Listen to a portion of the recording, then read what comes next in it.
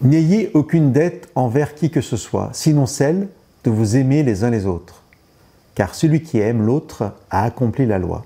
En effet, les commandements, tu ne commettras pas d'adultère, tu ne commettras pas de meurtre, tu ne commettras pas de vol, tu ne désireras pas, et tout autre commandement se résume dans cette parole, tu aimeras ton prochain comme toi-même. L'amour ne fait pas de mal au prochain. L'amour est donc l'accomplissement de la loi.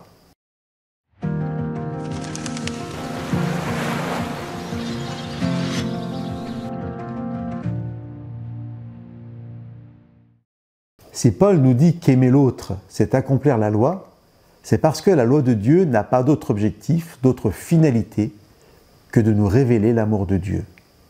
La loi nous est donnée pour que nous puissions connaître, comprendre et vivre l'amour de Dieu. La loi me révèle que pour aimer l'autre, je ne peux ni lui mentir, ni le voler, ni le tuer, ni agir en aucune manière qui lui manque de respect.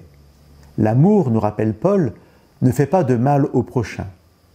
Mais lorsque la loi nous est connue, nous réalisons que nous ne sommes pas en capacité d'aimer comme Dieu le voudrait, car nous constatons que parfois nous convoitons ce qui est à notre prochain, nous lui mentons, parfois nous le blessons. Alors, Dieu ne fait pas seulement que de nous révéler sa loi, il nous fait la promesse, si nous acceptons sa présence dans nos vies et son autorité dans nos vies, d'agir par son esprit dans les profondeurs de ce que nous sommes pour nous transformer à son image, pour nous permettre de vivre la loi. Voilà quelle est la promesse de Dieu pour ceux qui acceptent son alliance. Je mettrai mes lois dans leur intelligence, je les inscrirai dans leur cœur.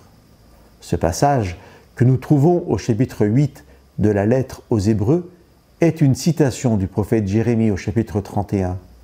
Je mettrai ma loi au-dedans d'eux, je l'écrirai dans leur cœur. Cette promesse fait écho à une autre promesse de Dieu que nous rapporte le prophète Ésaïe au versets 26 et 27 du chapitre 36 de son livre. Dieu dit « Je vous donnerai un cœur nouveau et je mettrai en vous un souffle nouveau. J'ôterai votre cœur de pierre et je vous donnerai un cœur de chair. Je mettrai mon souffle en vous et je ferai en sorte que vous suiviez mes lois. » Chers amis, encore une fois, nous réalisons que Dieu est prêt à accomplir en nous ce qu'il attend de nous.